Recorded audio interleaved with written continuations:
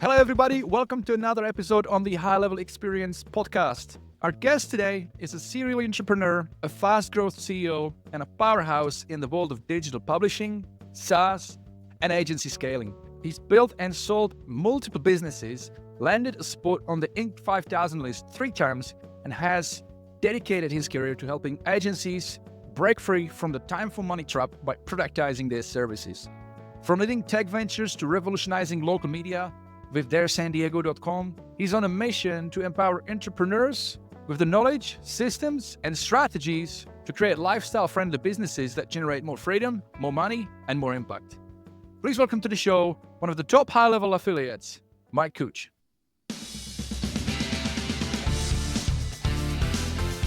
Thank you so much. Great to be here. That made me sound good. I appreciate it. Well, thanks for being here, Mike. I really appreciate it for you being here because you have been a real inspiration to my journey with switching from just a regular SaaS to doing custom projects, transitioning to productization, which is why I then decided to build my whole profit roadmap system. So I really got a lot to thank you for that idea. I appreciate it. But to kick off, I wanted to ask you, you built multiple successful businesses, helped countless entrepreneurs escape the trading time for money cycle. But let's rewind. What was the moment in your career where you realized you had to break that cycle for yourself? Yeah, that's a great question. So like every entrepreneur, I experienced my share of failures as well. It's never a straight line. I don't think for anybody from starting out to success. So early on in my career, I was in Silicon Valley. And I knew very little about technology, but technology was happening so fast. And to date myself, this is when affordable, powerful internet connections were just starting. So people were really starting to invest in software. And, there's just this excitement in the air about technology and what it could do for businesses. And I just knew I wanted to be a part of it. And I ended up in a service business. I didn't know anything about developing technology or anything like that. I wish I did, but I didn't. And so I ended up in a service business, helping small businesses take advantage of the technology. And it was consulting. It was hourly consulting. And it was just anything that they needed, we did. If you needed somebody to babysit while your internet connection was being installed so that it actually got tested before the service installer left, we would sit there and make sure that the internet connection was tested and was actually working before they left. Things like that. Oh, I thought you would say you would send a babysitter. Oh yeah, no. We were the babysitters. We were the high price babysitters. And if it was you needed the Windows operating system upgraded on all your PCs at your office, we would come and do that. So just anything that needed to be done in Silicon Valley. Thankfully, there was a lot of businesses that have money. And they were in a rush to prior technology. There were so many businesses in Silicon Valley that truly believed in technology and didn't want to fall behind. And so it was a unique market where you could actually get paid a decent amount of money and have quite a bit of demand, even from pretty small businesses. And so we did that, and we had some success, but it was just a constant grind. I mean, everything about it was wrong. You're driving in Bay Area traffic to get to a job. You could spend 3 hours sitting in traffic, and then that was 3 billable hours that you lost for your day. You were doing things like, just imagine. It's almost hard to imagine now, but imagine that you're paying somebody $150 an hour to come and upgrade the operating system on your computer, and the majority of the time, you're just sitting here just doing this. Because upgrading an operating system at that time was just this process where just every 20 minutes or so, you just hit another key and say, yep, continue. Yeah, continue. And so somebody's literally just sitting at your desk for hours and you're paying them $150 an hour. So the customers never really liked you. They never really wanted you around. So it was just this constant conflict. And then what made it all worse was as soon as you tried to go outside of Silicon Valley and make that model work, all of the pressures against success of the model, doubled, because now you're dealing with regular small businesses that don't have the Silicon Valley money. They don't have the Silicon Valley mindset. They're not drinking the Kool-Aid of tech. So you're having to convince them even more of why they need to have the technology.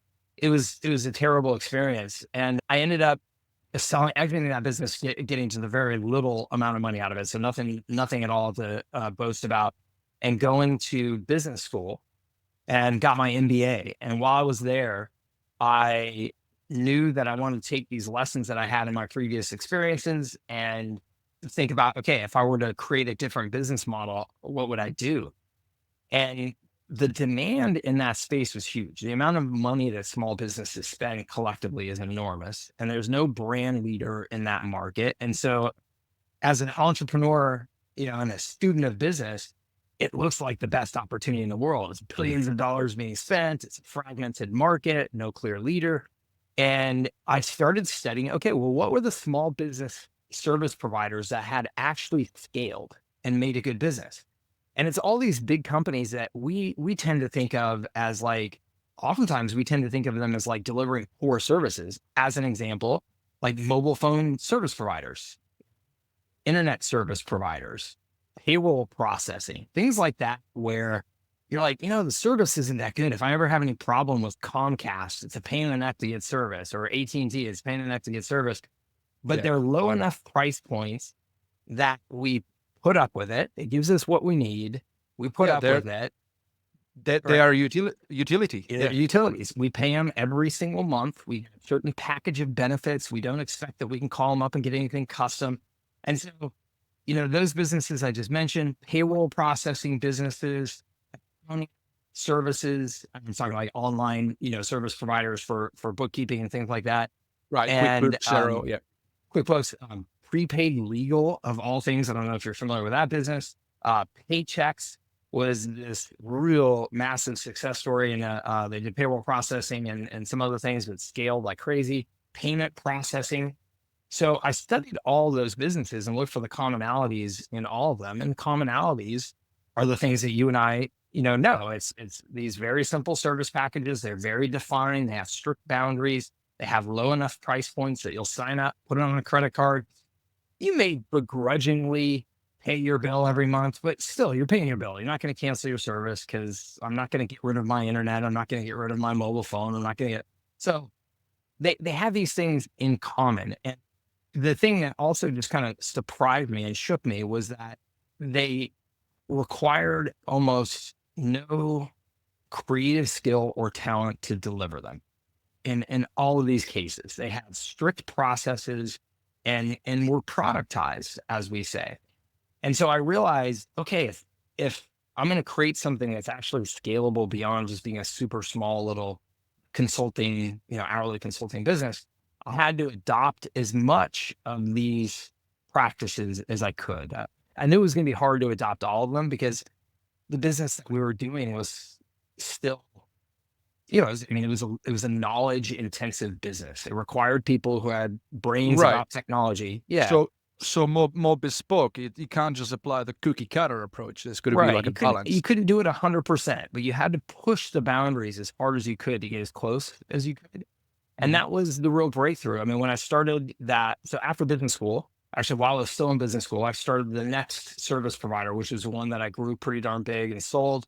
And so how much of a dinosaur are you? How long ago was that? Oh man, we're not even going to talk about that now. Started in 2000 and it was sold around 2012. So wow, yeah, old as shit. Thank you. That's for just that out. Look, on a positive note, that's just got to show that you've got the wheels behind, like you've run through things. You've got the experience, and continued to. It's not like I've sat on my hands since then. By the way, I appreciate that. Yeah. So, we created rules for ourselves. As an example, in that hourly consulting business, what we did, as I told you, we would drive to the customer's site and we would sit there on site and we would work on their computers. One of the first rules when I started this business was you can't go to a customer. And everybody thought that was crazy. Like, how in the world are we going to do this? And I was like, I don't know. I just know that I don't want to start a business unless we can figure that out. So that's our constraint. If we can't figure that out, I'd just rather not be in this business. And so we put that constraint in place, and it forced us to find remote control tools and develop processes for communicating with the customer where hey, we're going to start working on your computer at 1 p.m. At 1 p.m., we need you at the computer for 5 minutes and on the phone with us. And then we'll take it over from there. And then we're going to call you as soon as, we're at a stopping point so you can come back and work on your computer. So we just developed processes and tools and things like that we could use. And it worked. And it kept on working and it kept on getting more efficient and more scalable. And it was fun. I mean, looking back on it, it was very, very challenging, but those are fun challenges. I wanted to ask you on that topic because that's very interesting. Like my thought is like, if I'm trying to solve a problem for a customer, to me, the best thing would be like to initially, right, to go to the customer, have meetings, buy them a coffee, spend all that heavy time. It's not scalable at all, but it's giving me a lot of insights, right? I'm talking to them, I'm beta testing solutions with a view that I'm going to do the scalable thing, which is how can I then productize it and do it less of a holding hands kind of thing. Yeah. So you're absolutely right. I mean, if you are creating the highest touch service, then that's exactly what you would do. But the highest touch service is almost never a scalable service, and very oftentimes not even a profitable service. And I had to break these mindsets that I had because I loved service businesses. As an example, in college, I worked at Disney. I worked at Disney World. I did their internship program and I love everything about it, right? If you're working at Disney World, everything about it is do whatever the customer needs, the most high touch service you can possibly offer, and that feels good. And so as a service person, that's your tendency is, oh, I need to go sit down and have coffee and build a relationship and do all those things, except for your business model doesn't support it. And so you can decide, are you doing that as like charitable work? And if you are, good for you. If you just absolutely love, like that's what you want to do with your time, then fantastic. But if you're trying to build a scalable model and a profitable model, you can't make the math work with small businesses that way. And if you wanted to make that scalable, like then you'd have to charge a lot of money, which is going to be a lot of friction. You're not going to get everybody. Which doesn't work. I mean, and you have to have a lot of employees. Yeah. And small businesses do not support that. If you're doing that for large companies, absolutely. I mean, if you're selling to the Fortune 500, one, they have the money to pay.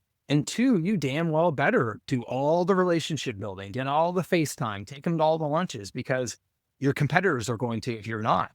But if you're selling to small businesses, it doesn't matter what a small business tells you. Ultimately, it comes down to price. It always comes down to price. So if you are listening to what the small business says that they want and says what they will pay for, then of course they're going to tell you all day long, I want a personal relationship. I want somebody who's going to invest the time in me, all that. And then as soon as you say, well, that's $275 an hour, they'll be, no way, you're out of here. Forget it. Because there's maybe 0.5% of the small businesses in the United States that will actually be able to pay that kind of money on any sort of consistent basis. Yeah. Most small businesses are tight budgets. And everything that they spend, they are aware of, the owner is aware of, this is coming out of my pocket. Either I'm spending this $2,000 this week with you, or I could be paying for my vacation rental up at the lake that I've always wanted. Yeah. Right. That's the way their mind works. So, on that note, I wanted to ask you, like, what's your take on this, right? When it comes to pricing, positioning your price, because yes, you want to offer something that's going to be highly profitable for you. And the common thing is to sell it like based on like the value that, not the cost, but the value it provides to the client, which is all and great and good. But speaking to some small businesses, even though, we know the concept, they still don't get it. They just look at it as a cost. So it's like, and then obviously like thinking of how would you price it is like, what's your minimum like cost? And that's your minimum you charge. And then what's the potential value for the customer? Let's say the lifetime value of customer might be 20 grand. And then so you find that sweet spot in the middle, right? But what's your take on it? Like selling on a value to selling it on more of a pricing of an expense? How do you approach that? Yeah, I think there's two things are critical to know and accept. One, again, the most important thing is that small businesses will only pay within a certain range of price points, and it's proven. You can You can go and get all the research online that you want from all these venture capitalists. I mean, venture capitalists have invested tens of billions of dollars in the last 10 years in trying to sell software to small businesses, right? SaaS companies, building up all the different SaaS companies that sell to small businesses. They have poured so much money and they have so much data. They've tested everything. They've tried everything. They know that if you take a $97 price point and move it to 147, here's how much their sales slowed down. Here's how much more margin they got. Did it make sense? Sure. So all that data is out there. And so it's crazy to me, honestly, that we still even have this conversation. But I have this conversation 50 times a week. And I have for the last 10 years. All the data is out there. It's like if you're charging over, let's say, $697 a month to a small business, you are in a price range at over that 697, where one, you're really limiting the audience. Two, the stickiness of that service, the length of time that the customer is going to stay with you is almost sure to drop like crazy. It's going to go from at $297 a month, you can keep a small business as a customer for years and years. At $997 a month, that's going to drop to maybe a year. At $1,500 a month, it's going to drop to like 6 months. And then they're going to be looking for, what are the alternatives? Can I switch? Can I pay less? It's just reality.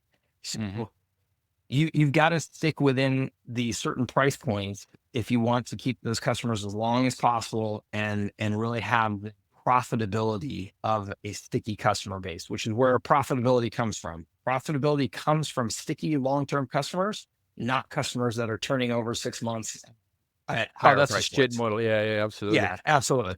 So then you have to then also just make sure within that range that you have the margins over your cost that you need to be successful. So as a minimum, I say you should be looking at 67% gross margins. So if your service costs you $200 to deliver, that would mean that you need to be priced at $600 a month to get those price points, or to get those margins. So you've got to have enough gross margin to have meat on the bone to be able to build your business, to be able to feed your sales, feed your marketing, feed your overhead, and have profitability left over for you. So it's a combination of those two things, which is why service delivery to small businesses is challenging, which is why you have to use the high degree of automation, productized services, assets, the types of things at HighLevel, that you and I know are capable of really helping and delivering. That it has to be that way or the model just doesn't work. So if we know that's true, that there's really sort of a monetary figure that the custom small business looks at and that works based on all these studies, but then we have a product that we know that, might generate 10 grand in return on their investment. Also, I want to clarify, are we talking here about the software or you're talking about service as well? So I don't know, like you hear a lot of other high levelers, some of the gurus out there, charge 2 grand for database reactivation, things like that. So how does that fit in what you just said? With what you just said? You mean $2,000 was a one-time thing? No, like a monthly? You're not going to I will challenge anybody publicly to come to me and show me their books that they're charging a $2,000 a month fee regularly to small businesses for database reactivation, that they have those customers for a significant, when I say a significant period of time. Show me somebody that's stuck for a year and show me more than 20 of those customers. Yeah. And I would be thrilled to see it. And obviously there's part of me that, as you can tell, I don't think that anybody's going to rise to that challenge, but anybody who does, believe me, I want to learn just as much as the next guy. So if there's somebody out there that's figured it out and I'm just dumb as a stump and I've got, my head stuck in the sand, I would love to know. So listen, it could be that, right? It could be that they've figured it out. To my my experience and what I believe about this particular service is database reactivation. I mean, if somebody's good and a small business, they might have 1,000 contacts, 2,000 on average. They don't really have a huge list, right? So as soon as you run that SMS campaign, and even if you did it over 30 days, you've pretty much contacted everybody. So you're not going to do it again the next month. You might do it maybe in a year, so you can sell it as a one-time payment once a year. Right. So that's exactly my point. Who are you reactivating? I mean, every single month, who are you reactivating? I mean, what small business, as you said, has just so many old customers that they need to cycle back through with a reactivation campaign. It just doesn't even make any sense. Obviously, this is if we're specifically talking about like the true database reactivation, which is sending a SMS blast to and drip it out. Maybe it could be that some are packaging in a lead, like a long-term lead nurture, and they're calling that Absolutely. as well. Okay. And let's be clear here, because I don't want to suggest that you can't get certain price points. Look at HubSpot. HubSpot charges thousands of dollars a month to many of its customers just to access the software. They're not doing any services for those customers beyond the software, right? But those customers are typically paying based on the number of employees that they have. So, yeah, if you're a 50-person law firm and all of your employees are making 6 figures, some of them are making, all the partners are making 7 figures. Yeah, you have some budget and you want to make sure that those people are crazy productive. And so spending a few $1,000s a month on software to keep those people really productive is pretty darn easily justified. So are there niches and are there packages of services, tools that combine those things can have that kind of value? Yes, there are. Okay, so I'm not suggesting that you can't find those. I'm just suggesting they're pretty uncommon. If you look at the average price point of a HubSpot customer, it's not in the thousands of dollars a month. And if you look at what they're paying for, that they continue to pay for, it's got to be very sticky. It's got to be a very integrated part of how they operate their business every day. And it's got to be something where the pain of disconnect is huge. So if you're running your law firm and you've got 55 employees all using HubSpot as their CRM to keep track of all their stuff, and now you're going to make that switch. Oh boy. Full multi-month, many tens of thousands of dollars to manage that project, not to mention all the employees that are bitching at you because I knew how to do it in HubSpot and now you're taking it away and now I'm going to lose my billable hours. I mean, you're going to hear so much flack about it that again, that pain of disconnect is huge. Yes, you can. There are offers that you can get that much money. Again, it comes with certain prices, priced as in the cost to your business and what kind of business do you want to be in and what do you want to be doing and who are you competing with?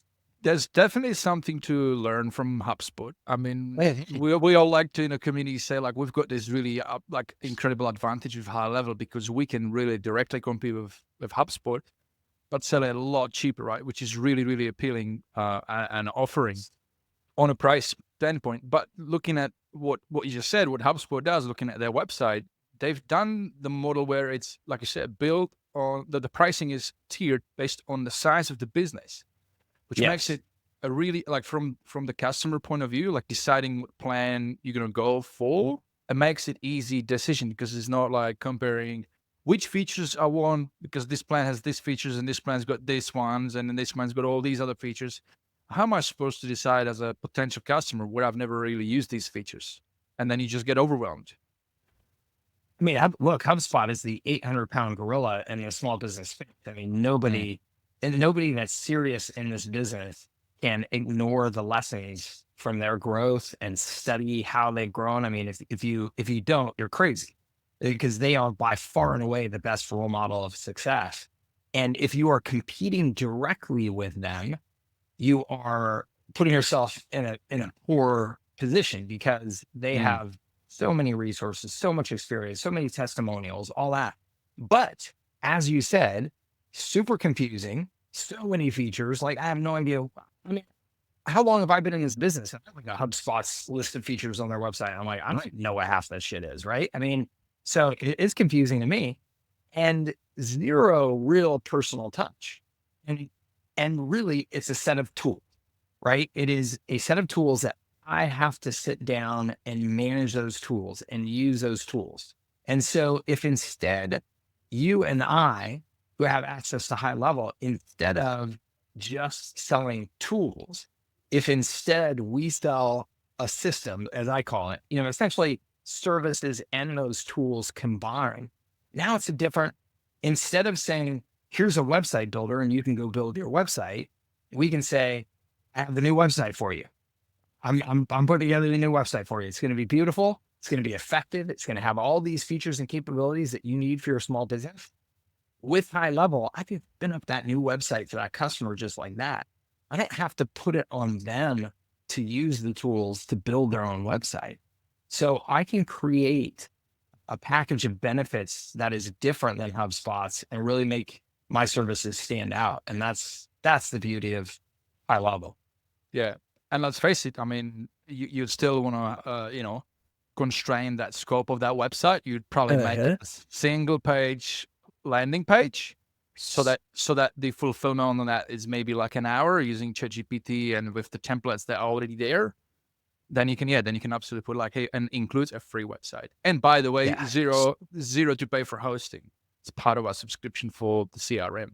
If you sell it as a part of the subscription to CRM, what I've always done, and it's always been really effective for me, is I offer a full website. And now it's got constraints. It's typically a 5 to 7 page site, depending on but once you commit to creating a process to creating websites really efficiently for small businesses with a tool like HighLevel, it's actually super easy. It's very, very low cost. You have a customer fill out a survey for you to collect certain information, use custom values with HighLevel. You can build a new website very, very fast.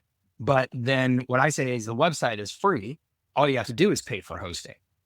And we have a premium hosting package, it delivers the best uptime, all of that. So they're paying X dollars a month for hosting. And then that's a nice natural upsell to a more full service package. Say, hey, here's all these other benefits that we can provide to you now that you have a good working website.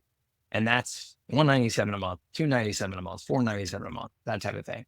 So it's a super effective model. You build a website through the HighLevel builder, not WordPress. Correct. Right? I've done both. But today I would absolutely recommend that everybody does it through the HighLevel builder because you can take full advantage of custom values. Exactly. Well, let's talk about that. There's some newbies might be listening. They just started in this space, just sign up for HighLevel. I'm a big proponent of doing the same. And I've been talking about, the customization aspect. How much more can you do with passing through ETMs into pre-filling forms and fields? Also, you could do that part on, I believe you could do that on WordPress as well if you embed the HighLevel form and just have the UTMs in the. Anyway, sorry, I'm sidetracking, getting too techie, but can you just give a bit of a spiel of why is it so much better to build a website through HighLevel Builder? Oh yeah, sure. I mean, just the simple thing. I mean, one, there's going to be all kinds of templates and things like that you could just grab and use. If you said, hey, I'm doing this for a roofer, there's going to be roofer templates. You just grab the website roofer templates and you can show them a variety of options really quickly. But the biggest thing to me is the custom values. And the easiest way I think to explain this is that I think anybody could grasp here quickly. Let's say you were building a new website for a business and there was 25 different places on that website that you needed to put the business's business name there, right? Like, and typically manually you'd go around those 25 places and you copy and paste the business name into all 25 places and hope that you got them all. And instead now you can use what are called custom values. So on that website template, you can just have a little dynamic field, a little in brackets, something that says business name. And everywhere that you have that business name in brackets, now inside of HighLevel, you're going to enter the business's name into a field and it's going to automatically update the correct business name in all of those places on that website. So now you just removed the process of manually going around to all 25 places and having to copy and paste the business name. And now that's just one thing. If you take that and you realize you multiply that so many times over for all the things that you have to make sure get updated on the website, let's make sure you have the right phone number, the right logo file, all those things can now just be done through custom values. And you realize, oh, wow, that saves me a tremendous amount of time. So now creating a website can be done very, very quickly. And guys, like, this is serious. Like, if you're not listening, listen to this, right? If this wasn't enough, right? The other really cool things when it comes to personalizations. So you can pass through values from custom fields. So custom fields are fields that are associated with individual contacts in your CRM. You can pass through those values into UTM parameters and then back that into headlines like on thank you pages and whatever. So what that means is person who opts for your webinar or lead magnet or whatever, on the next page, they can see their name, they can see the email that it's been sent to, they can see anything. You can even, pre-populate forms. So then the conversion goes up, because like if you got a survey with 10 fields to fill and 5 of them already pre-filled for them, conversion goes up. Twice as They can likely just to actually complete it. Yeah. yeah, and because it's built inside HighLevel, if they cancel their subscription, they're gonna it's gonna make it more sticky on that front as well. I mean, as we could have a whole freaking webinar. We could also talk about, email. Why it's so much better to you do email directly through HighLevel as opposed to Mailchimp. How trigger links, how you can actually, I don't know if not a lot of people know about it, but how you can actually use custom values for URLs that you might then use as for your buttons on the page, whatever. You can also bake custom values into a trigger link, so then you snapshot it. You actually never have to adjust the trigger links. All you do is just set up the custom values. Trigger links will just pull that info from the custom value, and then you use it in your email marketing. You bet that you may have already snapshotted it as well. It's just, we could have a whole freaking. You're way over my pay grade already at this point. That's all this stuff that I have to pay somebody else. It's my brain will figure it out. But Yeah. I think, but the point is that I think is incredibly important, and I know you do a great job of this with your premium snapshot, is that you can take this with HighLevel as far as you want to. So if you really get into the process of creating a set system for your customer, you're taking advantage of all of this technology, you really do. Now you have a product to sell. You have, let's just take this example. If you said, all I do is I work with roofers, that's it.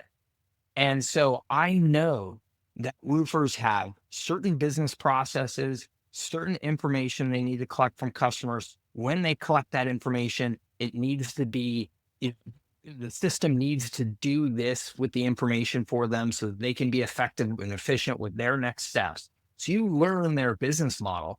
You can take HighLevel at this point and truly turn it into an operating system for the roofing industry, where you say, look, I understand all of your business processes. I've already mapped them out so that you have complete automation and efficiency in your business.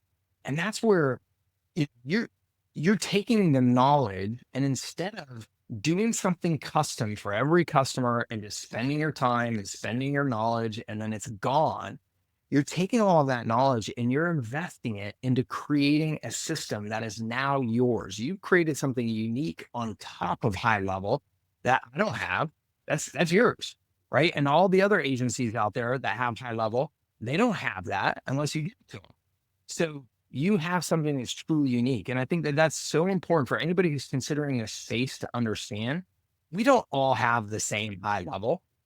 Like, I build things on HighLevel and do things with HighLevel. I don't share with other people. Yeah. You do too. Some things you build and you sell and you share to other people to let them use it. But you can create something truly unique because you have access to this technology platform that's very malleable. You can customize what it's doing and turn that into a product that you can sell. It's so powerful. I've seen some amazing use cases of like super niche use of reselling HighLevel, but like for super niche segment. Like guys, on the next episode, I believe it's going to be the next one. I haven't interviewed the guest yet, but he sells a system to help people who sell those inflated castles for parties. Yeah. The whole landing page is just, you get on landing page and it's just this big inflatable and it's like straight That's talking awesome. to that audience. It's just that audience, nothing I love else. That. It's like dialed in. Awesome. It just really comes down to creativity. There are SaaS fully, you wouldn't even know. Like there's one that's for fitness industry, but it's so well made. I can't remember the name. There's one for dentists. There's one for wedding venues. So obviously the only caveat with that is they went down that route and the whole branding and everything is just for that niche. So they will never ever going to be able to use it for any other niche. But the upside is that because it's so dialed in, they're gonna do so well with their marketing for that niche because the messaging, everything is gonna resonate. And I think it's important to understand, like, this is why to me HighLevel is I think, one of the very, very best lifestyle business opportunities for people in the agency space, because, you know, the inflatable guy that you're talking about, it's never going to be a huge business because you're right. He's constrained himself to a very tight niche. But the thing is, that business at $5 million a year in revenue, like, let's just say that that's what he gets to in that niche. He's got such a high margin subscription service that business is, it's a software business. And so a $5 million a year software business can drop 2.5 million to the bottom line. And so if you're looking to build the next public company, okay, no, that's not what we're doing here. But if you're looking to build a business that can do a handful of million a year and drop 7 figures or high 6 figures or something to the bottom line and give you a really nice lifestyle that normally you would only have if you knew how to develop software yourself. Like, I have some friends who develop their own software platforms and they had $5 million a year businesses and were living like kings, right? Because software is so high margin. That's what you get from HighLevel. If you really dig in and you understand how to do this, that's the kind of potential that's there. And I think it's so stinking exciting. I mean, like, you go to the HighLevel Summit now and there's so many people that are building cool businesses, making good money, winning awards, lives that are changed. I had lunch with Kelsey, the affiliate manager, here the other day. She was talking about some of the stories that they already have of people's lives that have just completely changed. And it is, I mean, it gives me goosebumps just thinking about it now. It's crazy because they are impacting hundreds of thousands of business owners now, and those numbers are scaling fast. It's really cool. Yeah, yeah, absolutely. Absolutely. Yeah, Kelsey's awesome. Mike, I've got a couple of questions I put together that will help us talk about, the difference between the agency business and selling systems as a service. So question one, like, many agency owners are used to trading time for money. Yeah. What do you believe is the fundamental mindset shift they need to make when moving from an agency model to selling systems as a service? Great question. The fundamental one, typically for almost all people I talk to, is just breaking what I call the time value chain. You think that you have to trade your time and your talent for money, and you ultimately think about everything that way. Like, even if you're trying to, like, customize your model a little bit and say, well, yeah, you pay me X dollars a month, but still you are, in your own mindset, too much associating with the way that I justify my value is how much time and talent I'm sharing with that customer. And so it ultimately still comes back to you doing this grind, this hustle, where you are, you're selling yourself by the hour. And you have to break that and think of yourself as a product business. And what I mean by that is, just think about all of those products that are on the store shelves at Walmart right now. Okay. Those products do not have any association to time, right? Somebody invented a product, got a manufacturing process for that product, and they have a manufacturing line that just sits out product after product after product every day. And it gets taken by a truck, delivered to Walmart shelf. They sell money. Walmart cuts them a check. It doesn't matter if they sell 10,000 or 100,000.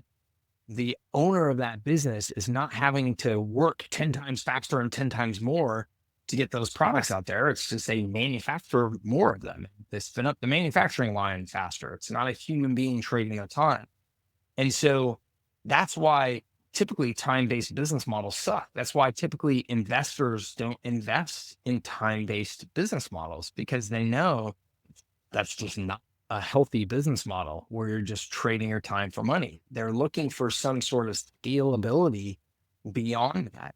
And as soon as you realize that that's the way I need to start thinking like that venture capitalist who wouldn't invest in these time for money businesses. Venture capitalists typically don't invest in law firms or accounting firms or any of those businesses, because it's not scalable. It's somebody trading their time and talent for money. And so when you learn to break that, you start looking for solutions. You start looking for, how do I productize my services so that I am no longer trading that time for money? And HighLevel, again, has made it easy much easier. I mean, honestly, I think they've made it easy, but they've made it much easier because they've given us this platform of tools that we can either sell directly or incorporate as a foundation to our services so that we have what I call assets and automation instead of time and talent, right? That's my slogan.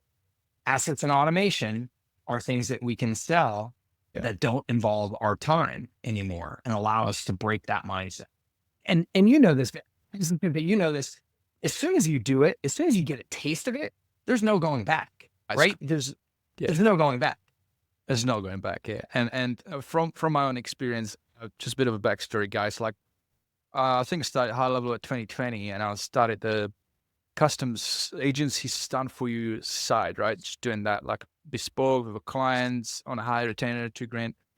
But it was just so many meetings, constantly the goalpost was moving, it was out of scope, but I would still do it. And then I was thinking, it's time to like look at this SaaS thing and just sell SaaS. So then I was looking at the 497, right? And just resell it and just focus on that. But obviously the smart thing, and I recommend everybody, is if you are about to upgrade, look at some of the people in the community that are doing it really well. Most of us have some sort of an affiliate program. And so you pick look at what they offer and whatever's related. To me, I reviewed all of them. A lot of them had snapshots and things like that. I'm good at doing those myself. I always just wanted more of a strategy. That's why I went through Mike, right? And so, after looking at your stuff and learning about the R4 method, which we'll go into in a second, but basically productized offering, I then went and built my own snapshots on the back of that, but not in a way where I've done it before, which was like just for like a one big snapshot that, it would just be, it's like if we know what's true for most businesses to grow, it's like if we know that every business needs to have good reputation, they should look at generating new customers through organic ways first, because it's gonna almost like a litmus test. Like if you get into good reviews, then you've earned the right to ask for referrals, and if you get in those, that means you're doing something right. On the opposite, what everybody seems to want to do first is like run paid ads, because you never you haven't even proved the offer or your service. You don't know if it's good enough. But if we know that's true, that businesses should have reputation thing in place, referrals, way to generate leads through lead magnets, way to close them online way, if possible, way to increase customer lifetime value through automations that, reactivate or re-nurture or upsell, things like. If we know all these things are true, then like, if we build that into like a snapshot, then that would solve it, right? And that's what I thought. But then I realized, like that would be a one massive snapshot. And even though it's not really trading time for money, I would still have to set it up. So that's still some time, even though you could probably have it more productized. You could probably estimate, well, this is probably more of a 20-hour thing. And so it is more productized. But nevertheless, I would have to charge high tick. I would have to charge a lot of money. Number two, it would take at least 2 weeks before it's set up for the customer. So you kill the honeymoon period when they sign up, because now there's crickets, they're waiting. That's when I realized, like breaking it down into individual modules. Each thing is a snapshot, as like a puzzle piece that falls into the next one. And I can't remember if I learned that from you, that aspect of modular or not, but definitely the aspect of going from reverse, focusing on reputation first, then leading into paid ads, is what I got the idea from you. So, appreciate that. And it works, so the way we do it now, we get customers, it's like a flywheel, right? Different ways, right? We get them on a subscription on the software, and then we focus on webinars and education so that we really make sure that they can do stuff themselves. Not everybody does, of course. So then if we do a workshop about reputation, we might do an hour workshop and show them how to configure it and how, the native function of reputation now. It's pretty awesome, by the way. Yeah. But then on the back end, we say, hey, by the way, if you want to automate the whole process where you have an automated system that reaches out to your customers, asks them for feedback. If the feedback's good, on the back of that, sends them a review. Like if you want to automate the whole thing, you can pay us.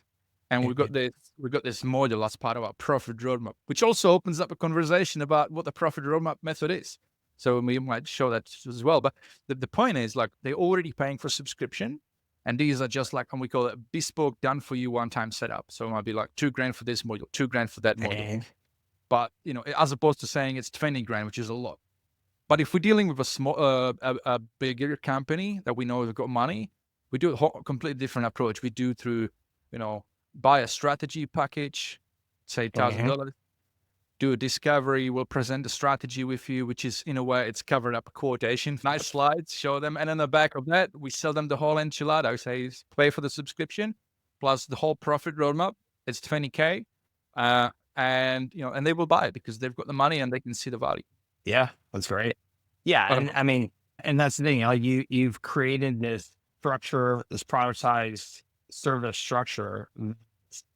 When you do that, you can make it still feel very bespoke to the customer, right? The customer can still feel like, wow, we're getting this white glove treatment. But to you, what is on the backside, this is 90% the exact same presentation and the exact same service delivery I just gave to the last guy. But you're delivering tremendous value and they feel it. And that's awesome. But you no longer are just doing that trade of your time for money. And that's how you get freedom in your business. You and I have both built businesses in the past where with every new customer, it just became more stress and more grind because you were just literally adding more onto your plate every day with every new customer. That's not fun. That's not a nice lifestyle. It's not a healthy, scalable business. Yeah, absolutely. One caveat to that I would say though is if you want to approach that route and build snapshots to make it more productized. And this is a quote I learned from Michael Pacito. He's super nerd about documentation of snapshots, and I'm on that side as well. Like it's nuts. I've got one snapshot that's like 1,300 ClickUp pages on documentation. Oh wow! But it's important, right? But he said this thing the other month. It's like make sure that you really like document the shit out of it so you iron out any kinks, because if you have a successful growth and you get a lot of signups, a lot of subscribers, and you plan to dump that snapshot into all these sub accounts and there are issues. Now you want to make a change, or you've just scaled you haven't scaled the revenue, you've scaled problems. Now you have to go into all of them and fix it. And this is why, and I know you know this, but so many people don't know this. And it's something I stress to people over and over again and try and get them to really get it, is inside of your snapshots, you've got to have a naming structure for how you name your campaigns, how you name your workflows, how you name, your email templates. Because again, if you deliver that to 100 different businesses and you want to make an update, you want to be able to identify very clearly and quickly, here are the things that I need to update. Here's the name of them, right? So that you're not just hunting around looking for things. It's a big disaster if you don't have that just simple organizational approach to what you're doing. So yes, organization and structure to all of this is key for sure. Yeah. And even to that point is like, what are the workflows that you can update? And in which case you probably lock them down to be like agency admin only can edit so that the client cannot touch it. Because if God forbid, if they touched it and customized them, but then you override, then they're going to be pissed off. But then also making sure that you highlight which things cannot be updated because they're open for the customer to do the things themselves. But yeah, wise words from somebody who's experienced with snapshots, clearly. Yeah, I mean, I'm a bit of a nerd as well, and I just hate. I mean, it's probably a lazy nature that we all have. Like, from building something, I want to like do it properly, so then I don't have to like build more problems for me. Well, I can do. Yeah.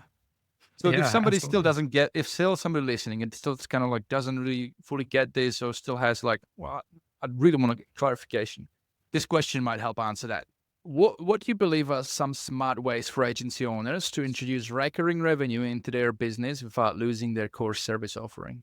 Without losing it, I think, so the way I always look at it is if you take your core service offering and you splinter off what are these various capabilities that you could deliver to the customer that are part of that core service offer, but not the complete service offer. So we just talked about before the website and the hosting, right? So my core offer includes a website, hosting, CRM, workflows, landing pages, email campaigns, all of these things, reputation, right? It could include all of that, but a website and hosting is something that I could peel off and offer that as a standalone service that then it's completely connected to my core offer. So it makes it very easy for me to upsell then into my Right, core because offer.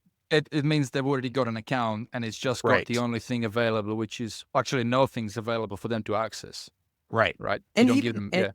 and so some people worry a lot about this, and I don't worry about it at all. Some people worry a lot about like, well, Mike, if I sell them this, and then they can see these other things and they might get access to these other things. And I don't want to do that because then I'm getting ripped off. I'm providing too much value for the money.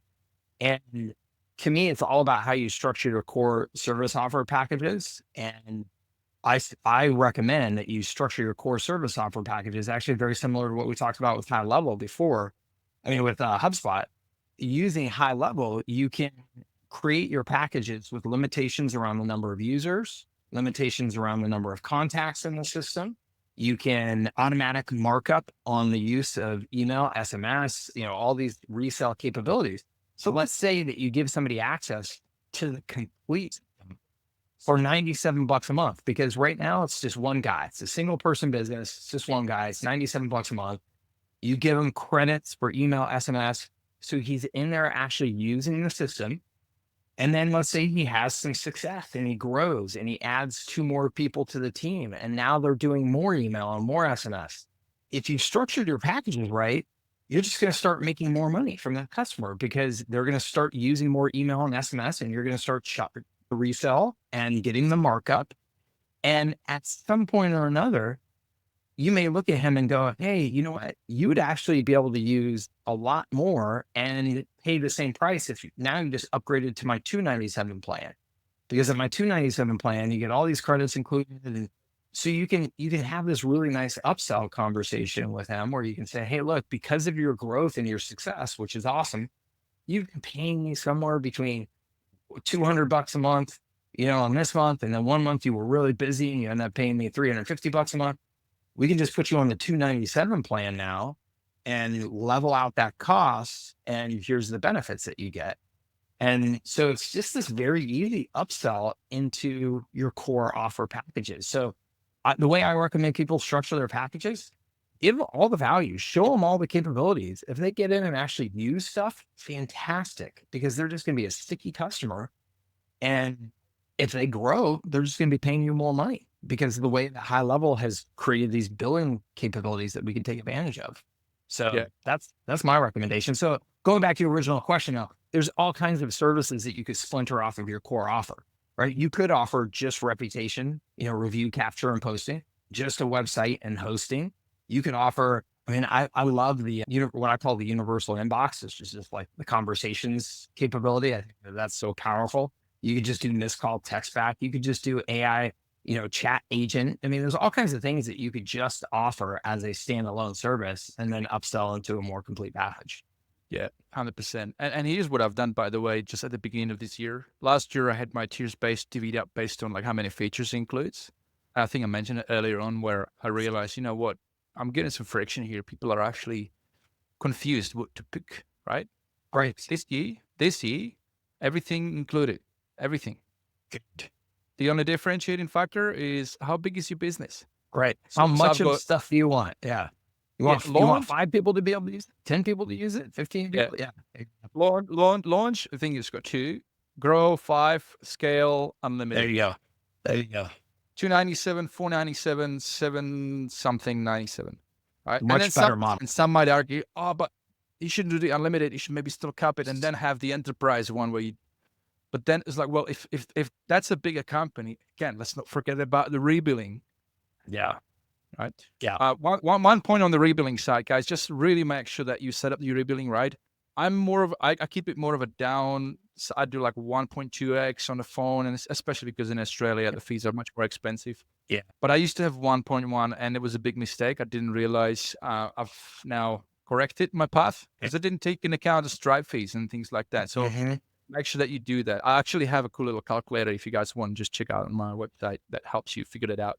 But yeah, really, very important. Yeah.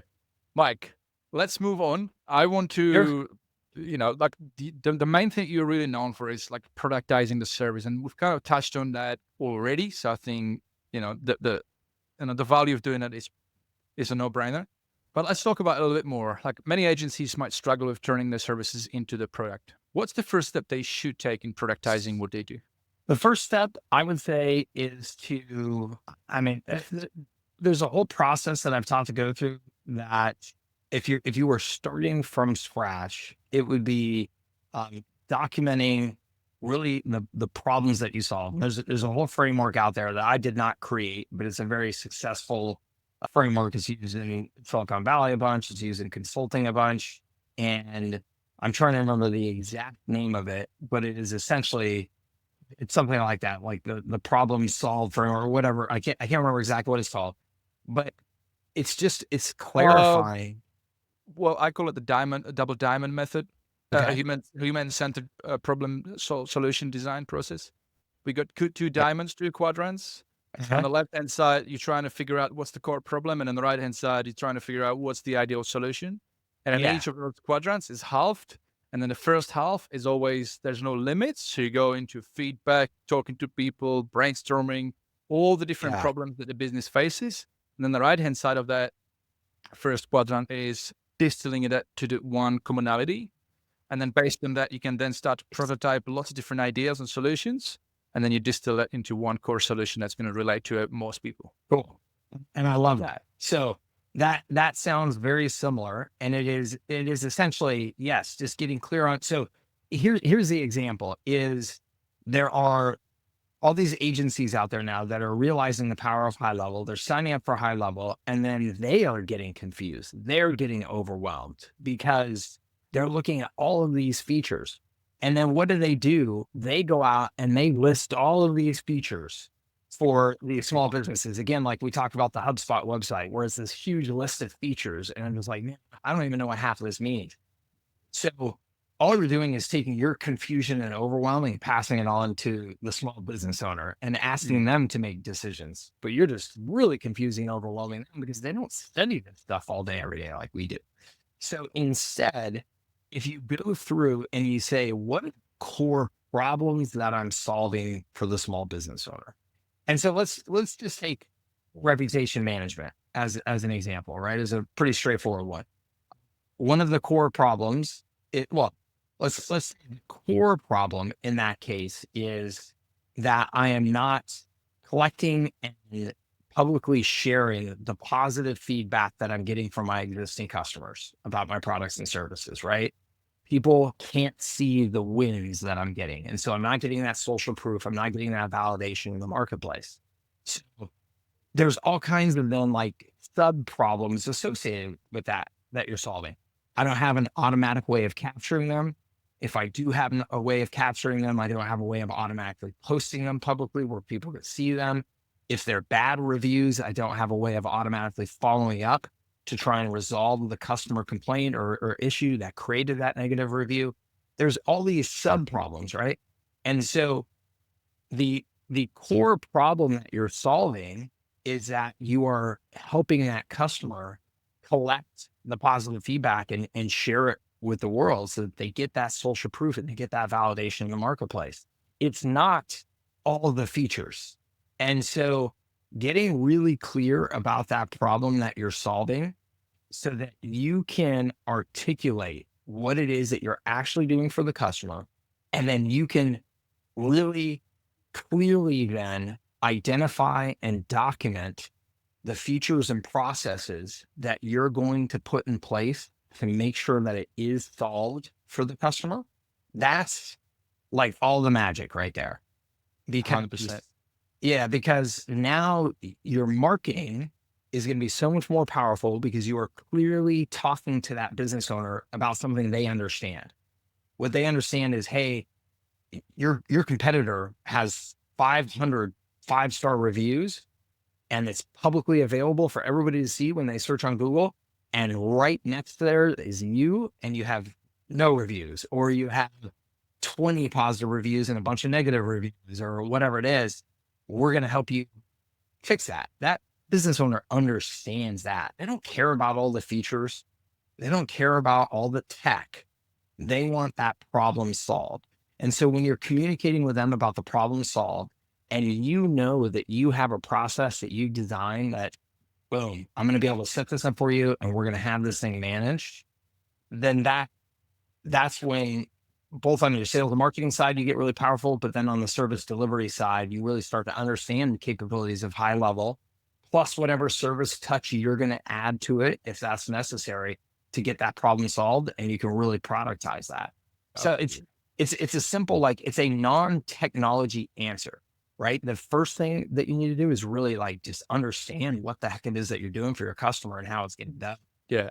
On that note as well, I want to add as well, like, because I think we just talked about like how I've structured my plans, and some might be confused. Well, that's kind of a contrary. Yeah. You just said that you give everybody everything, but you've got to divvy it up by users. But then you say this, how do you approach that, right? Well, to my point, what I recommend you do is you look at those, like the reputation, and you create a really cool landing page that is just about reputation. And you could pretty much figure out the type of industry does this relate to. And so that landing page could cover the messaging that relates to all of those. It's definitely a lot more dialed in, more specific offer. And then have just, I call this like a foot in the door plan. You don't want to have too many because it's just nightmare, right? But that you could definitely pick 3 things that are going to be relating to most people. It's the website, the reputation management, and maybe, I don't know, the social or something like that. And so those could be like a 97 thing, right? And then you upsell them to the whole enchilada, which is then divvied up by number of users. Maybe like that. Yeah. And I think so in what we're talking about in clarifying that job that you're getting done for the customer, and that's the framework, by the way. The jobs to be done framework is the name of it. And it's brilliant. Like I said, it's not mine. I didn't develop that. I've just used it. It's brilliant in that it helps you really just understand what it is, the value proposition that you're communicating to the customer. And so when you look at that core system that we're talking, the core system will now be defined by the jobs that you get done. So instead of a list of tech features, it will be, here are the things that we get done for you. We automatically capture feedback from your customers. We automatically share the positive feedback. We automatically follow up with any negative feedback. We, as a result, we improve customer satisfaction scores by X% at your business. We automatically follow up with all past customers to invite them back in for, to purchase again at your business for resale. So those are all things that businesses understand, and they know those are problems that need to be solved at their business. And so now you're not talking about tech jargon anymore. You're still selling the system in the way that we've talked about. 5 users, you get all these problems solved for up to 5 users on your team. You have 10 users on your team, it's this price point. You still get all these problems solved, but now you have access for 10 users on your team. The structure is just nice and simple and should stay that way. I mean, I believe that it's still good to maybe like include some mentioning about the features, because, you will still have those sort of a left brain type of business owners who are like more technical and they want to know. So that way you cover that space as well. I was very curious. By the way, I just want to clarify that, we go for an hour and a half. This is how long it can be good usually. Yeah. Okay. I was thinking, just full transparency, and just get a little bit vulnerable here. Pick your brain and do a little assessment on my pricing page live here, because I think it'll be really helpful for the guys. And I'm open to any feedback, by the way. Yeah. Let me share my screen. Let me share my screen and let's do it. This could go totally bad for me. All right. So this is, I believe this one here.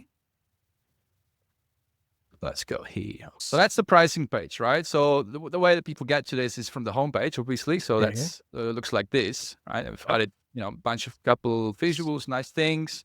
But the ultimate thing is to, get started today, 7-day free trial.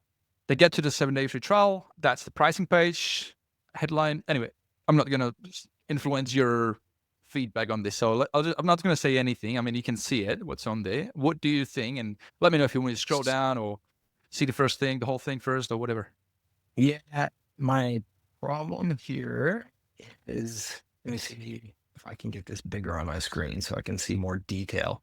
Maybe give me 1 second. I'm just going to do, there we go.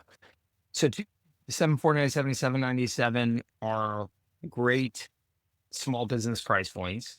If you offered a sort of foot in the door service that was, say, like a $97 a month, I still wouldn't have it on this page. I would have the 297, 497, 797, just the core Yeah. offers, just like you've I have done. those separate. Yeah. Yeah. Separate landing page, part of a promotion, that type of thing. So are you targeting any specific niche or no? No, I made this purposely done this way so that anybody because I do business networking and I talk to a lot of different people, I wanted to make this on purpose. My idea was that if this was niche, if somebody from not that niche is looking at it, well, I've just isolated them out, and I wouldn't want to do that because I can still help them too. So I wanted my website to be by default niche agnostic, the same as my profit roadmap systems are niche agnostic. But then when it comes to the landing pages for different things, yes, those definitely either a solution specific to particular niches or even very specific to just one niche, like martial art club owners. I've got those, but they're not publicly, like you can't find those from here. Although I might change that. I just run, from webinars and things like that. I run traffic to those. Cool. So going back to the homepage real quick. Okay. One of the things that I would do is I would switch your headline and your sub headline there. Like your growth partner in digital marketing and automation isn't really a benefit to a customer. Like most customers won't even really understand what that means. Versus capture, nurture, and close more leads. Okay, I get that. Right. So something that's more benefit driven to your customer, I would put that as the headline. I would flip flop those personally. But then going back to your pricing page, so included with every plan. All right. So choose a plan that fits your business. Simple pricing based on the size of your team. All plans start with 7-day free trial. Upgrade or cancel anytime. I love it. Super clear. Immediately reducing the risk for the customer, right? Reducing perceived risk is one of the fastest, easiest ways to increase conversion. And then scroll down more now. Included with every lifetime updates, unlimited contacts, onboarding for a whole team, weekly live, access to our growth insider community, quick start account setup guide. Love it. All this looks awesome. Included with every plan of these amazing sales and marketing tools. This is the overwhelm aspect. I get that. Yep. But then we go. But I can see that you got language. What I like is you've done copywriting, right? So many people will just list a technical feature, but you've, at least in some cases, put some, and here's what that means to you kind of at the end of it, or put a little bit of more human language versus like just tech language in there, which I think is great. You could do a little bit more of that, but. Well, that's where this comes in, I think. This next bit, which is talking about more about, what they will like learn how to do themselves through our education resources, or if they want, we can do it for them. Mm-hmm. And then these are just play. Yeah, cool. So I try to write the headline so it talks to them like about what they want to do, what they have they might have a problem selling services, so sell services, and then how. Okay, and then it kind of ties back to the features. I like that. And then scroll up. I like that you've got these options: claim free 7-day free access, book a live demo. So you're giving options, because a lot of customers are going to want to talk to somebody or, have a better understanding of what they're signing up for before they do. They're going to want to ask some questions. You've got the chat widget on there, which is fantastic. That's important. Is there anything below this? Yeah. So below this is highlighting that the saving aspect. This is what everybody seems to like to do. So why not have it in there? Highlighting, how much they save. I've added extra bits and pieces to say, hey, if you're like a bigger business and you're using all these things, well, that means you could save almost 24 grand a year by not having to pay subscription for these. So I think that's great. I like you to think about like there's different marketing angles that will help convert somebody, different objections. So I'm trying to cover all the bases on the page, basically. Exactly. I love it. Opt-in for demo, and then a risk-free guarantee. Cool. Scroll back up. First of all, I think it all looks great. Scroll all the way to the top, and then launch pro scale. I like it. You've given it names: 3 users, up to 6 users, unlimited users, and it's hard for me to read what that. These are credits. That's credit. Hang on. So that's the first plan is basically includes $10 credits, $20 credits, $30 credits, and then in here it basically, I've got this generator spreadsheet that helps me create this paragraph that says For Australia, that's about 112 outbound or 834 inbound call minutes or 162 send messages. Or so they get a full picture of what $10 means in terms of rebilling. Cool. So here's the deal. I would say all of this looks fantastic. And I think that you could talk to 10 different marketing gurus who will all give you Different opinions on the things that you should change or update or whatever without any data or testing to support it. And I would pretty much never be comfortable doing that because I think that this looks great. Could you change the buttons from, saying X to Y and it would have an improvement? Sure, it's possible. I just wouldn't know without testing it. It's all about the data to me. But by far and away, the most important thing I can tell everybody, the most important thing that you're doing that makes all of that almost not matter at all in terms of do you test orange buttons versus yellow buttons or slightly different copy here or whatever there, is that you are doing marketing that demonstrates your expertise, that is adding value to the customers, that is sharing knowledge or adding value to your prospects before they're ever customers, sharing knowledge, you're doing webinars, things like that.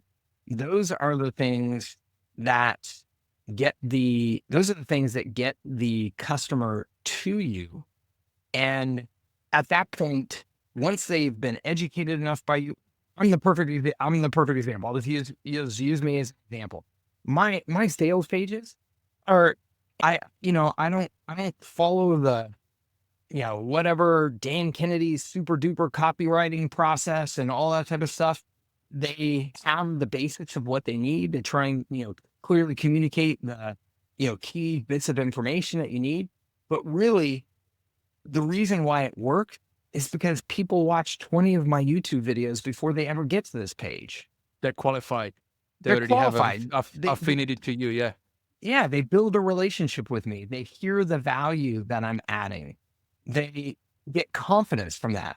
So if they come here and they have a question, they can hit chat and want to answer the question. Like, they're not going to stop and not do business with me because the copy on one of my buttons is slightly off or the headline isn't as powerful as it could be, because I'm building that relationship with them before they ever get there. And that's what you're doing with the webinars that you're running and the content that you're creating. And that's what and this is kind of crazy to say, but most agencies are not doing when they are marketing agencies and they understand the power and the value of marketing. And a key part of that in today's world is content marketing, but they are not doing that themselves. They're not investing in giving to the market first. And when you give to the market through your content, through your value, by the time somebody gets to your page, if your button is yellow versus green versus whatever, doesn't really make a damn difference. There's something to say about the sales aspect to it. And so some people might just look at my website and they're like, oh, that looks so cool. I'd love to have a website like that. And then, like the problem with what I've done is because I'm so much of a perfectionist, perfection kills progress, guys. Oh. So I'm taking so much longer than like I could be way ahead in terms of how many customers I got signed up, things like that. I know people who sell on the back of a DM into a simple Google Doc and killing, so, but it's something that is my own problem that I got to deal with. I constantly try and ask myself how I could do better, but I just keep going back to I've got an internal need to make it perfect because I don't know, that's how we are. Like we got these psychological patterns that are driven from my childhood or whatever, right? This is what it is. Yeah. What I'm just trying to say, a message here is that it doesn't mean that you have to have it perfect. I do, because that's how I like to have it, but you look at Mike's landing page is not maybe, I like it, but maybe it's not as visually stylistic, whatever, but it works, right? And I also know people who just do it on the back of a napkin and sell. Go, if you're in a high level, just get out in the market and just start pitching offers. Don't do what I do, in a way.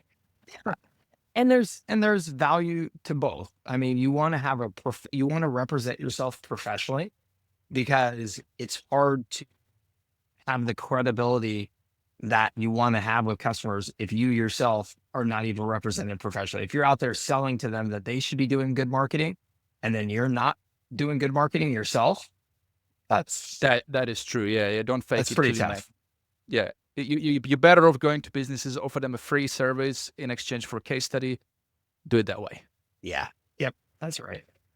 Man, I've got so many more questions. We could go on, but I know your time is, you've got other things, important things to do. And so I guess, I had this other question, but I mean, you got to go, right? After this, you've got, I've got to run here. Yeah. you got a hard cut off. Yeah. So we got 10 minutes. Do we have 10 minutes? Yeah, sure. Yeah. Okay. Look, let's wrap it up. I mean, this podcast is not going any time away. So guys, don't worry. I'm going to get Mike back on if he wants to be. I love it. I enjoy it. And we can expand on all these things because there's just so much more to talk about.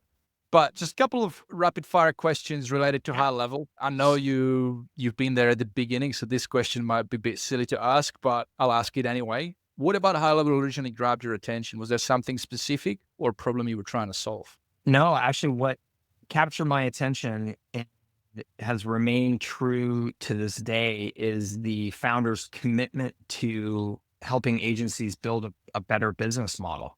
It wasn't the tech. The tech at the time was super raw. But it was their understanding that the agency business model was broken and that it would require a technology platform to help fix it. And I knew that from personal experience. And so with that conversation and with understanding their commitment was super compelling to me. And that remains true. I mean, really, what they care about to this day is how do I make our agencies have better business models that give them better lives, that they can then pass that benefit down to the small businesses that they serve and do the same for them. And that's such a compelling vision to me. Yeah. And guys, just to validate what you just said, I wish I could put that picture up. I don't have it. I didn't save it, but there's a picture of Sean, Varun, and Robin? last guy. Yeah, sorry, Robin. Sorry, Robin. Sean, Varun, and Robin sitting down on a carpet in a hotel lobby with laptops on the like sitting working on their computers in a lobby during Level Up Summit, I think 2024. Working. Yeah. Oh my God, they worked so hard, so fast. They care. They listen to feedback. So I mean, I've never been more impressed with the leadership team than I am with them. They blow me away. Yeah, I just hope it doesn't change. Not that I want them to continue work hard, like working their ass off. I wish they'd take some time off, but I just wish their leadership doesn't change. Yeah, I agree. Really hope that. What are you looking forward to most in like an upcoming HighLevel feature and why? I think anything and everything around AI. I mean, to me, AI is the conversation of our lifetimes. What's happening right now and what's happening this year in AI is going to change our world more dramatically than most of us can comprehend. And I think that the way that HighLevel can incorporate that and utilize that to help all of us and help all of our customers be more successful, again, have better lives, make more money, I think is just incredibly powerful. And I'm just super excited to see what they do with it. Yeah, incredible opportunity. Voice AI is obviously already there. It's still a bit of a skateboard. Conversation AI, a little better. Cool, but it's only going to get better, guys. Yeah. And by the way, until then, if you really want to have something cutting edge, there are some really awesome vendors that have their voice AI like further down the road. You can look at an episode, I believe 38 with Mohan from Thinker AI. You know, there are vendors that you can obviously pay add-ons to expand that functionality. But yeah, HighLevel is all about skateboard. That's never gonna change. But the good thing about that is that you get more and more, for your buck. Continue to get more and more. If you could give one piece of advice to new HighLevel users to make their life easier when adopting and using HighLevel, what would that be? When it comes to adopting it, is to just dive in with both things. Jump in to use it for your own business every day. Take advantage of every feature that you can. Just use it for your own business. Make yourself the guinea pig, and just kind of force yourself to get familiar with it. And then I would say simultaneously, though, since the users that we're talking about are also agencies, I would say is to start selling on day one. And I know that can really break the perfectionist mindset that you were talking about earlier, because you can do all these things and get everything just right before I start selling. And I understand that. And most people are not going to listen to my advice to sell on day one, and that's okay. But if you are pressuring yourself to start selling as early as you possibly can, because most people underestimate the length of the sales cycle before they're going to get their first customers, start making some money, and it puts pressure on them that they don't need. If you would start that right away, you would realize it's going to take you a little while to find some customers anyway.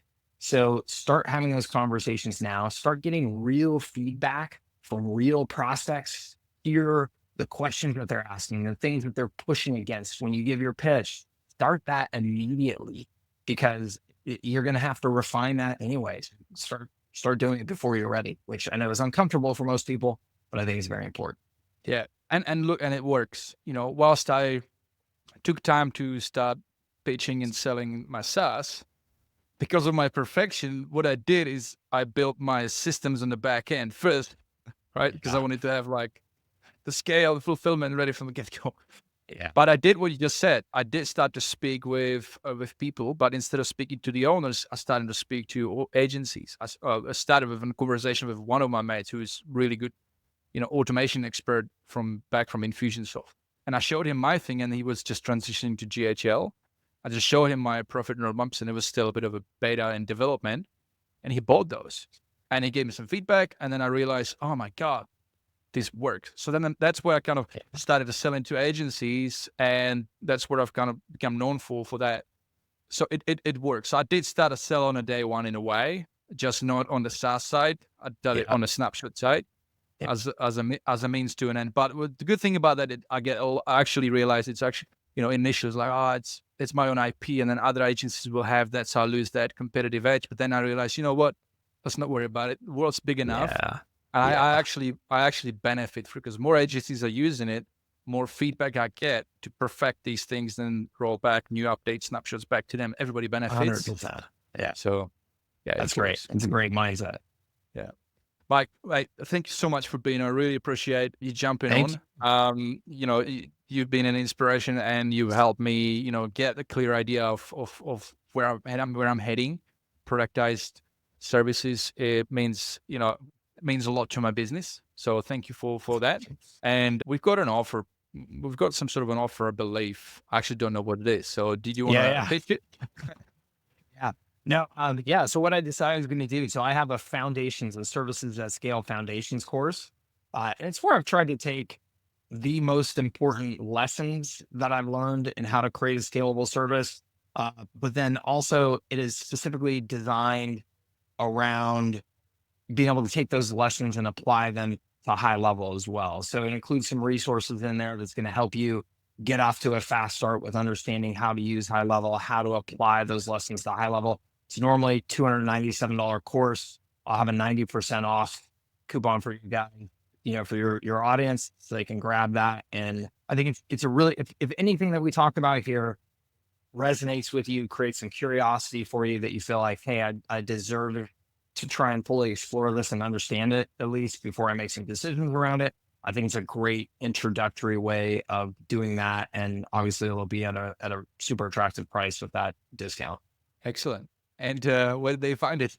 I think you tell me the link. Yeah, guys. So if you like that offer, want to get your hands on that offer, head over to highlevelexperience.com/Mike. Mike, that's right. experience.com/Mike. Awesome. And awesome. On that, and on that page, guys, if you're interested in that rebilling calculator and things like that, you can learn about that too on that page. So, Mike, thank you so much, mate. I really appreciate for you jumping on and sharing your wisdom, sharing your 24 years of wisdom. Let's not count them. I look forward to catching up in Dallas in October. If you guys are new, I highly recommend you come along as well. It's an event that's going to definitely shift you, it's going to 10x your motivation even more. You have to go. You have to go. If you're serious in this industry, you have to go. 100%, 100%. So once again, thank you, Mike, for jumping on. And thank you guys for listening. Thank you guys for listening to today's episode on the HighLevel Experience. If you've enjoyed today's episode, then please share it with other fellow agency mates and other high levelers that you think would also benefit from listening. For show notes, links, and extra tips to help you grow your agency or your SaaS with HighLevel, please go to highlevelexperience.com. And to learn about my profit remote system, head over to vitmuller.com. Thank you, and have a great rest of your day, everybody. Thank you, everybody.